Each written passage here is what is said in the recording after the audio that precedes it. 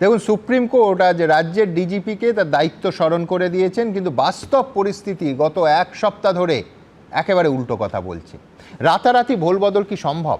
ধরুন, আজই লালবাগ, আসানসোল, কালনায় ফর্ম 7 নিয়ে ভয়ঙ্কর গোলমাল। লালবাগের তো ভয়াবহ ছবি পুলিশের সামনে তাণ্ডব চলেছে, গোটা দিন ধরে আপনারা দেখেছেন।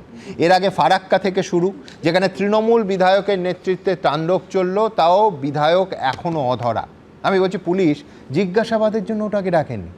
পরের দিন চাকুলিয়ায় বিডিও অফিস 3 ঘন্টায় ভেঙে গুঁড়িয়ে দেয়া হলো, তারপর পুড়িয়ে ছাই করে দেয়া হলো। পুলিশের আইসির মাথা ফাটিয়ে দেয়া হলো, আর 300 মিটার দূরে হচ্ছে থানা। বিডিও লিখলেন তার ওই কমপ্লেন লেটারে যে শুধু ওইখানে 20 লক্ষ টাকার সরকারি সম্পত্তি, মমতা বন্দ্যোপাধ্যায়ের সরকারের, তার থেকেও বড় কথা, আমার আপনার করের টাকায় সরকারি সম্পত্তি যা তৈরি হয়েছিল সেটা ধ্বংস করা হলো। অথচ পুলিশ চুপ।